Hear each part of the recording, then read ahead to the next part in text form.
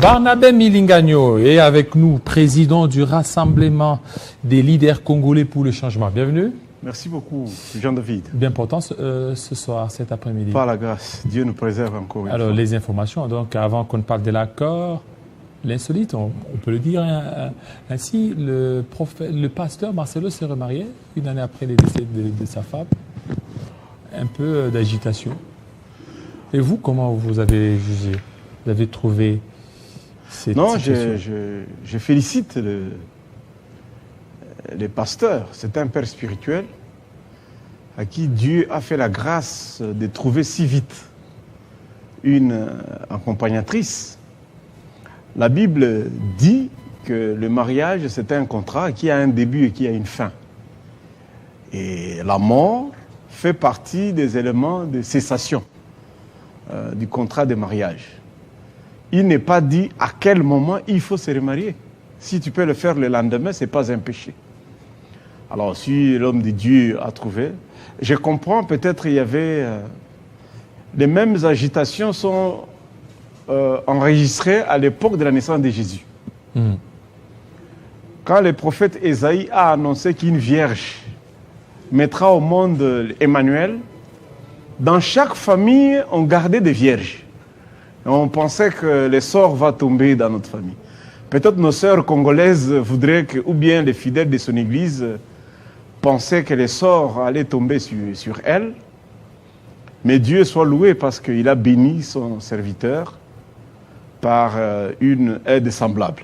Voilà, aide semblable, ok, on en reviendra peut-être les jours qui suivent. Alors, on va parler de Doha. Le Doha, l'accord de principe, cet accord, jusque-là, qui est compris différemment. Plusieurs approches. Côté M23, ils ont leur manière de comprendre. Côté gouvernement, leur manière de comprendre. Est-ce que ce n'est pas là un point de friction? Non, je crois que ça pose problème, étant donné que les négociateurs eux-mêmes ne donnent pas la bonne définition de ce qu'ils font. Ce n'est pas un accord. Constitutionnellement, seul le chef de l'État signe un accord. C'est conformément à l'article 213, 214, 215 de notre Constitution. Après que le texte soit discuté au Conseil des ministres, au préalable d'abord les techniciens des affaires étrangères, ils peuvent discuter. Et puis le texte doit aller au Parlement, discuter à l'Assemblée nationale, au Sénat, et puis pour une lecture de conformité par la Cour constitutionnelle. Parce que les éléments discutés engagent les sols, le sous-sol, engagent beaucoup de choses.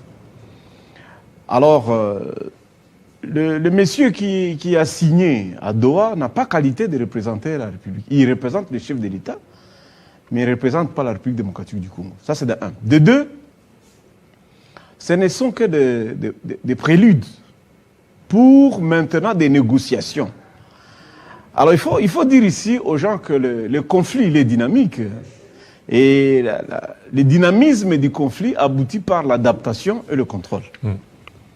Mais pour le cas de la République démocratique du Congo, nous avons trois types de conflits. Il y a le conflit mimétique, le conflit d'intérêt et le conflit identitaire. Moi, j'ai toujours fustigé du fait que nous mélangeons les approches. Peut-être parce qu'on a cru que les autres pays vont à l'étranger pour négocier, que nous aussi nous pouvons aller à l'étranger. J'avais dit sur ces plateaux par vous-même, quand tu m'as invité, cette question devrait être rabattue et les chefs de l'État devraient s'écarter de ça. À l'époque, il y avait encore Bunagana. Il n'y aurait pas des enjeux que nous avons aujourd'hui. Le conflit, il est d'abord identitaire. Il y a les problèmes. Nous avons des Congolais qui sont dans des pays limitrophes, dont certains Congolais ont cru qu'ils ont les thermomètres pour mesurer leur congolité. J'avais dit ceci, pour cette question-là, il faut laisser aux chefs coutumiers du Rwanda et les chefs coutumiers de la RDC de parler de cette question. Vous savez, ça va facilement créer notre conflit encore. Vous avez été absent, par exemple à Masisi Ruchuru, pendant 20 ans, 10 ans. Quelqu'un a récupéré votre champ. Le jour où vous venez, vous dites qu'ici c'était mon champ. Ça va créer encore notre problème. Toi, tu étais éleveur, l'autre est agriculteur. Mais les chefs coutumiers peuvent savoir, toi, tu es de quelle lignée, tu es de quelle famille, je crois qu'il faut rabattre. Alors maintenant, actuellement, déjà, la tournure qu'a prise cette situation est tout à fait différente. À l'époque, c'était au niveau de Bunagana, mais ici, c'est au niveau maintenant des grandes villes, Bukavu et Goma. C'est que vous n'allez pas rabattre cette situation au niveau des chefs coutumiers. Il faut entrevoir autre piste de solution. J'ai parlé des 3 conflits. Les conflits identitaires, il faut laisser que ça soit négocié au niveau le plus bas par les chefs coutumiers. Mais là, ce que tu soulèves là, c'est une question du conflit d'intérêts. Il s'agit des conflits d'intérêts. Oui, il y aura des négociations, ce n'est pas la première fois. Il y a 25 ans, on a vécu ça. Donc on va encore aboutir à une affaire où Bumba s'élève, c'est Henri Magie qui se met, ou c'est toi tu t'élèves, c'est Soumino qui s'élève, c'est Nanga qui prend, ou bien on va encore avoir les 1+4. Mais avoir encore Nanga, mais ça va choquer certaines sensibilités parce que il faut qu'il y ait aussi réparation. Il y a eu des morts. Bon, être choqué, c'est quand on est choqué, c'est qu'on est en vie. Il faut d'abord rester en vie que de mourir. Alors, tous sont les enfants du pays. Nous sommes tous les enfants du pays. Il y a ceux qui sont à l'est, d'autres sont à l'ouest. Pourquoi il y a eu des conflits? Peut-être parce que ceux qui étaient aux affaires ont mal gouverné, ils peuvent aussi se repentir. Oui, mais les enfants du pays, ils ont pris les armes. Ils ont pris les armes, ils se sont mis en marge de loi du pays. Ce n'est pas une première. Toute mauvaise gouvernance amène à la prise des armes. Alors là, il ne faut pas encourager la prise des armes. Non, je n'encourage pas. Alors, il faut... Moi, je dis tout simplement que toute mauvaise gouvernance, lorsque vous ne respectez pas la Constitution, lorsque vous ne respectez pas la répartition du patrimoine commun, ça fait partie des conséquences. Quitte à dire que chacun de nous fait son choix. Moi, Barnabé, je suis en train de travailler pour avoir le seuil et participer aux élections de 2028. Moi, j'ai fait des choix démocratiques. Je me suis déjà battu pour avoir cette constitution que nous avons. Moi, je pense qu'il faut rester dans la constitution. Voilà. Oui, mais là, vous pensez qu'il faut rester dans la constitution, mais déjà, si aujourd'hui on parvenait à aller au niveau, on est déjà au niveau de Doha, l'issue de ces négociations risque d'empiéter sur la constitution. C'est que la constitution risque d'être violée. Non, je ne pense pas que la constitution va être violée parce que... Parce que, au nom de quoi vous allez donner la primature à un opposant alors que la primature, il faut que ça revienne à la majorité. Au nom de quoi vous allez changer certains membres des institutions. Heureusement, tu avais fustigé cette affaire il y a quelques 3, 4, 5 ans. Lorsqu'on disait aux gens, respectez la Constitution. Parce que la Constitution parle de la gouvernance par cohabitation ou la gouvernance par la coalition. Mais il fallait avoir la majorité au Parlement. Nous avons assisté, et les juristes avaient accordé, que les députés pouvaient changer de camp. On a assisté à ça. Et la Cour constitutionnelle a donné une explication. Et donc, si aujourd'hui nous sommes gouvernés par cohabitation, le gouvernement qui viendra peut-être pourra être par cohabitation. Donc l'essentiel, c'est d'arrêter d'abord la guerre et commencer à réfléchir comment on peut avoir un gouvernement d'union nationale qui va nous amener aux élections. C'est tout ce qui reste, je crois. Dans les 36 mois, il serait mieux qu'on puisse avoir un gouvernement d'union nationale, bien sûr un dialogue. Comment donc? Par un dialogue? Oui, il faut. Le dialogue est obligatoire. C'est un passage obligé. Ça sera organisé où? Bon, ça dépend des organisateurs. Moi, je ne souhaite pas que ça soit organisé à l'étranger. J'aurais voulu que ça soit organisé à Kitona ou à Kiboma. Oui, mais là, le problème, c'est qu'il faut des mesures de confiance pour ceux qui sont en dehors du pays pour qu'ils viennent. Ceux qui ont des problèmes, comme Katumbi et les autres, ils ne vont pas accepter de venir comme ça. Mais là, ils vont faire comment? Quelle est la solution? Non, c'est que mais il faut des mesures de confiance. Non, les mesures de confiance... Que le gouvernement fasse tout pour mettre ces mesures de confiance, qu'une fois que vous êtes ici, vous ne serez pas inquiétés. Bon, moi, j'ai déjà connu ces cas. On était avec l'accord de Lusaka. Le gouvernement, aujourd'hui, va tomber dans le cas de la belligérance. Ils vont devenir des belligérants. Et les autres vont devenir aussi belligérants. Et la communauté internationale... Qui va tomber dans le cas de la belligérance? Oui, la partie gouvernementale. Comment ça? Non, ça va vous pensez que ça va négocier comme qui? Le gouvernement de Kinshasa, maintenant, est en train de devenir belligérant. Donc, ils vont négocier au même titre que ceux qui sont à Goma ou au même titre que la société civile, au même titre que l'opposition non armée. Oui, mais en fait, Lusaka, à l'époque, il n'y avait pas des institutions légitimes. Mais actuellement, il y a des institutions légitimes.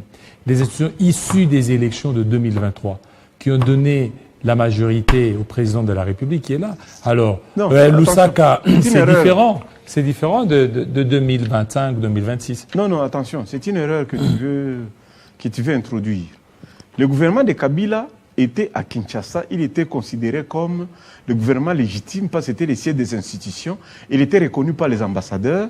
Toute l'organisation internationale, ONU, tout ça, reconnaissait Kabila comme président de la République.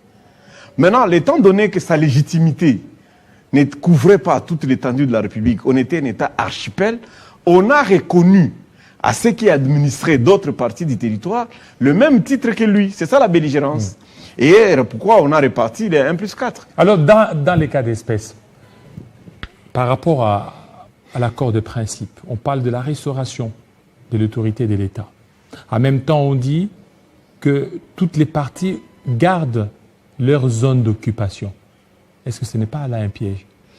Non, moi je crois qu'il faut savoir faire des concessions.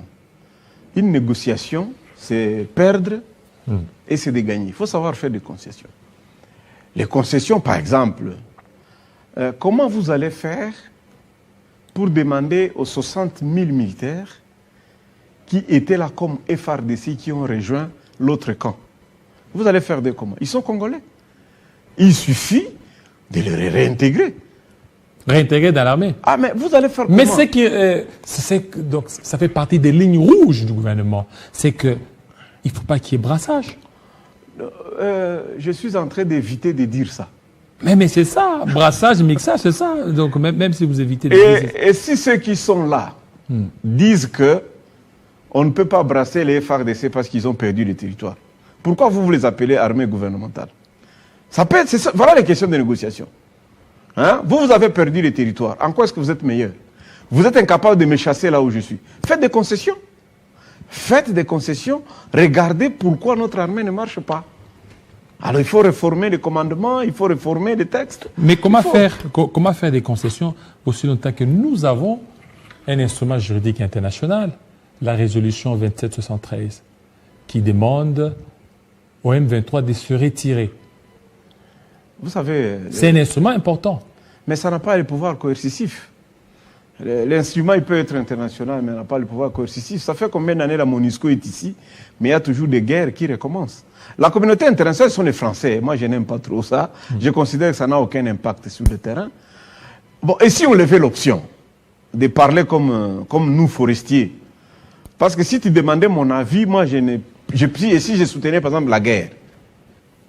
Allez, reprenez alors la guerre, que le plus fort gagne. Tu vois qu'on a estimé que les victimes collatéraux seront des enfants, des vieilles femmes inutilement. Alors, pour éviter qu'il y ait mort d'homme, on demande à chaque camp, vous me comprenez, de faire des concessions. Par concession, c'est quoi? Il y a des gens qui sont en conflit juste pour des raisons d'intérêt. On en a vu un ici, sur cette chaise, dire que pour sa maison, il peut faire la guerre. On a appris que d'autres ont fait la guerre pour les carrés miniers. Ça, c'est le conflit d'intérêt. Alors, il faut éviter que les gens meurent pour le conflit d'intérêt. D'autres font seulement le conflit de positionnement d'intérêt pour entrer au gouvernement parce qu'ils savent qu'il y a 20 ans, 25 ans, quelqu'un a rejoint une rébellion, il a eu du boulot. Tu as remarqué avec moi, que dans ces pays, on fait semblant d'être loyal que quand on est aux affaires. Lorsque vous êtes démis de vos fonctions, vous devenez opposant et vous êtes même prêt à prendre les armes pour revenir à votre fonction. C'est comme ça que nous avons entendu quelqu'un dire dans ces pays que le président honoraire il était mauvais, mais il avait de bons conseillers. Mais l'actuel est bon, mais il a de mauvais conseillers. Et pourtant, c'est toujours les mêmes conseillers qui ont traversé et qui reviennent de part et d'autre. Alors, maintenant, aujourd'hui, c'est quoi les défis par rapport à l'accord de principe qui a été signé? Le défi qui est ici, c'est de ramener les conflits, la résolution des conflits entre nous, fils du même pays. C'est quand même... Pas au niveau de Doha, encore moins au niveau des États-Unis. Moi, je crois que ça sent plus le business. Vous sentez qu'ils ne maîtrisent pas très bien les dossiers. Nous apprenons qu'ils sont là juste pour voir leurs intérêts. On aura quoi? Est-ce qu'on aura les mines? Est-ce qu'on aura les marchés? Non, mais entre nous, fils du pays, Le défi est de rabattre notre orgueil et revenir, par exemple, autour de nos pères spirituels, afin d'essayer de nous parler. Afin d'essayer de nous parler. Chacun de nous doit expliquer pourquoi il est dans cette situation. Parce qu'il y a encore de doutes. Fayoulou l'aurait dit au niveau de Jeune Afrique, que lorsqu'il a rencontré le chef d'État Félix Tshisekedi, le chef d'État lui a dit, mais il mettait beaucoup plus de doutes pour faire appel aux évêques. C'est que pour le moment, s'il n'y a pas de convocation de dialogue, il y a encore des doutes qui persistent. Le chef de l'État avait promis aux gens de l'Est des réalisations qu'il devrait faire. Il a promis aux gens du Sud, aux gens du Nord, aux gens de l'Ouest. Cette situation ne lui permet pas d'accomplir ses promesses électorales. Si on continue comme ça, il reste combien de mois pour que le mandat se termine? La Constitution ne lui permet pas de faire le 3e mandat. Donc lui aussi, il a intérêt à accomplir ce qu'il a promis pour la population de l'Est, dans les 36 mois, 40 mois qui lui restent. Alors, pourquoi continuer à dire je doute? Chaque jour, le jour passe, il n'a plus beaucoup de temps, il n'aura pas de marge de manœuvre. Moi, je pense qu'il est temps de dire, bon, écoutez, arrêtons, venons, mettons-nous autour d'une table et exécutons le programme de développement de notre pays. Si on fait ça, on n'est plus réfléchi. Mais continuer à bloquer, continuer à résister, ça, les temps passent. Et si on peut se réconcilier dans 3 mois, 6 mois, est-ce qu'il aura l'argent pour faire les élections? Et on peut se retrouver et dire, bon, mon cher ami, toi, tu as fini ton mandat, c'est pas toi qui nous amène aux élections. Là, l'urgence, c'est de se mettre autour d'une table, faire les dialogues intercongolais très rapidement, qui va reproduire un gouvernement d'union nationale qui n'aura qu'une seule mission: organiser la 2e alternance, les élections de 2028. Kadima a balancé le calendrier, raison pour laquelle mon parti, Rassemblement des leaders congolais, nous nous préparons à briguer les élections à tous les niveaux. Et il y a des conditionnalités. Il faut les seuils, par exemple. C'est le moment de travailler pour le seuil. Les gens vont être encore surpris. À la veille des élections, je suis candidat, mais il faut avoir les seuils. Est-ce que dans ces conditions, vous croyez qu'il y aura élection? Parce que le président ou le pouvoir actuel est en train de regretter le temps perdu avec FCC, le temps perdu avec, donc dès les débuts du mandat avec la guerre, 2 ans. C'est-à-dire qu'il pourrait aussi demander 4 ans aussi des glissements, comme ça a été de 2016 à 2018. Non, je crois que c'est une erreur de considérer ça comme ça. C'est une jurisprudence qui a existé. Non, un étudiant, toi et moi on a été étudiants, un étudiant malin et intelligent prépare toujours la session. Même si les profs sont en grève, même si les administratifs sont en grève, toi, un bon étudiant, prépare les élections. Si tu es démocrate, prépare les élections. Et il faut être sérieux, méticuleux. Pour le reste, faire la guerre fait partie des attributions du chef de l'État. Régler les conflits. La Constitution dit qu'il est le garant et c'est lui qui réglemente les conflits. Ça fait partie de ses attributions. Et ça ne peut pas devenir un alibi pour dire je n'ai pas été capable, accordez-moi encore un glissement. Parce que peut-être dans les temps de glissement, il y aura encore une reprise des armes. Donc nous, on est dans la logique qu'il faut rester pragmatique, convoquer les dialogues, gouvernement d'union nationale, allons aux élections dans les délais constitutionnels. Est-ce que l'accord de principe, ça peut être considéré comme insatisfaisant pour le gouvernement en place? Parce qu'on voit déjà des colloques qui sont organisés pour vulgariser. C'est comme si c'est déjà un acquis pour le pouvoir. Bon, nos amis là, je crois qui font ça, c'est juste occuper les espaces médiatiques. Mais à la question de savoir qu'est-ce qu'on a obtenu, qu'est-ce qu'on a perdu, qu'est-ce qu'on a cédé, qu'est-ce que nos amis ont concédé, peut-être il n'y aura pas de réponse. Moi, je considère que c'est je considère que c'est une perte de temps. On ferait mieux de se mettre autour d'une table de chaque tendance et commencer à parler. Et qu'est-ce qu'on a je rappelle quand même que le 2 août, la guerre a commencé, la guerre du RCD. Le 15 août, il y a eu début des négociations à Victoria Falls, au Zimbabwe. Mouzé et Kara se sont retrouvés pour les premières négociations. Mais ça a pris 5 ans. Ça a pris 5 ans. Donc il faut être pratique et considérer qu'il y a toujours des pièges, des solutions de réchange, il y aura toujours des perturbateurs, il y aura tout ceci. Ceux qui vulgarisent ici, ils peuvent aussi aller le faire où? Ils peuvent le faire qu'ici. là où ils peuvent aller à l'Unikine, à l'Ista et consorts. Il peut aussi qu'ils aillent à Boende. Peut-être là, là, on ne sait même pas qu'on est en conflit.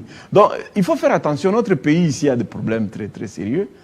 Et soyons pratiques, accélérons un peu pour réduire le timing de la souffrance que nous subissons aujourd'hui.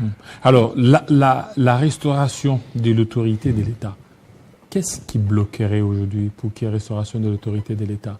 En même temps, cette approche n'est pas comprise de la même manière que de l'autre côté M23. Nous sommes actuellement un État archipel. Actuellement? Oui, en sciences politiques, un État archipel, c'est là où l'autorité du chef de l'État n'est pas exercée au même titre sur toute l'étendue de la République. Et là, je parle en termes de périmètre et en termes de superficie. Alors, pour lui, comment peut-il céder? J'apprends par exemple que bientôt il y aura les élections de bourgmestre et des administrateurs du territoire. Ça va se passer comment sur l'autre territoire? Est-ce qu'on va coopter les bourgmestres qui sont là-bas et les députés qui sont là-bas? Non. Alors, il faut éviter de jouer à ce jeu d'Autriche, à ce jeu de cache-cache. C'est simple. Chaque parti amène ses délégués. Nous montons dans les trains. Nous allons à Kitona. Nous avons les treillis le matin. On fait la marche. On va dans les réunions. On mange le mvungouré. Nous sommes en tenue militaire. Tu verras qu'on ne fera pas longtemps. Mais si vous mettez les dialogues à Doha, en Afrique du Sud, mais mon cher ami, on fera une année. Hein? On fera une année. On peut aller à Kibomango. Tu verras qu'il y aura la solution très, très rapidement. Donc moi, je pense, nous perdons l'État inutilement. Les seconds mandats du chef de l'État est en train de se filtrer rapidement. Ça risque de ne pas apporter les résultats escomptés. Alors, qu'est-ce qu'on a gagné dans l'accord de principe de Doha? Peut-être la cessation des hostilités, mais de temps en temps, il y a je voulais parler des escarmouches, de temps en temps, il y a des lignes qui bougent. Mais si on peut cesser les affrontements sur la ligne de front, c'est déjà beaucoup, en termes de perte de vies humaines, un peu de munitions. Mais il ne faudrait pas que ce soit un semblant, parce que nous voyons des images des renforcements des troupes de part et d'autre. On apprend par-ci, par-là des nouvelles qui ne sont pas rassurantes. On doit quand même jouer aussi sur la confiance, sur le respect de la parole donnée. Donc c'est un peu compliqué, Mais la grande victoire, c'est la cessation des hostilités, c'est la ligne de front. Pour le reste, il faut simplifier. Simplifier, c'est ça, organiser les dialogues? Très rapidement, remettez ça entre les mains de nos pères spirituels. Si vous doutez des églises catholiques, mettez ça aux kimbanguistes. Remettez ça aux musulmans, ils peuvent aussi organiser. Ils ont des intellectuels, ils sont tous fils du pays. Mais... Alors, est-ce que le fait là d'élargir le comité d'organisation des élections, mettre les évêques catholiques, mettre aussi les autres confessions religieuses, Dodo, Kamba et les autres, ça ne risque pas de bloquer la machine? C'est encore une fois le conflit d'intérêts. Ils se battent pour un positionnement tribalo, politico, économico, financier. Et Non. D'abord, il faut reconnaître que les catholiques, s'ils ont la charge d'organiser les élections, parce que c'est eux qui ont des écoles, c'est eux qui gèrent les bureaux de vote. Alors il faut leur faire confiance. On ne peut pas avoir un conflit entre deux individus parce qu'on a grandi dans la même maison ou bien parce que nous fréquentons la même paroisse, que ça peut pénaliser celui qui est à Djougou. Non, l'Église catholique est représentée sur toute l'étendue de la République, ainsi que l'Église protestante. D'ailleurs, beaucoup de gens ne savent pas que ces pays appartiennent à ces deux organisations-là. C'est eux qui ont commencé. Ces pays appartiennent, les premiers occupants ici sont les protestants, américains d'ailleurs. C'est eux qui ont créé des chefferies, c'est eux qui nous ont donné de noms et consorts. Et les catholiques qui sont implantés sur toute l'étendue. Faisons confiance. Cette crise, en se regardant au bout du nez, fait tuer beaucoup de gens et retarde notre pays. Nous sommes parmi les 2 pays au monde qui n'ont pas de route. Je crois qu'il n'y a que nous et le Yémen. Comment on peut rester jusqu'aujourd'hui sans route? Donc la souffrance continue, il faut arrêter ça. Et puis il faut permettre au chef de l'État de terminer son mandat en exécutant le projet de société ou le programme électoral qu'il avait énoncé. Jusque-là, l'idée des révisions constitutionnelles n'est toujours pas encore enterrée, hein? Ça continue toujours. Non, je crois qu'on n'aura pas les moyens financiers. D'organiser La révision constitutionnelle. Non, vous savez, les référendums... Donc c'est fini pour... Non, je crois que ce n'était pas bien énoncé d'abord. Pour quelle raison on doit réviser la Constitution? Hein, on ne doit pas réviser la Constitution pour réviser. Les référendums vont coûter comme les élections électorales de 2028. Dis-moi maintenant, un pays en guerre, divisé, comme ça, saucissonné, comment est-ce qu'on aura l'argent pour faire les référendums en 2026 et organiser les élections en 2028? Est-ce que vous ne voyez pas qu'actuellement, tous les ingrédients sont réunis pour passer soit au changement de la Constitution ou à la révision constitutionnelle? Et en plus de cela, on parlera aussi du fédéralisme sous silencieux là. Non, il y a un problème de communication, Jean-David.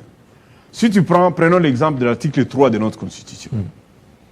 Si tu regardes dans les dictionnaires, Wikipédia, Google, Larousse, la définition du fédéralisme, tu trouveras les mêmes concepts dans l'article 3 de notre Constitution.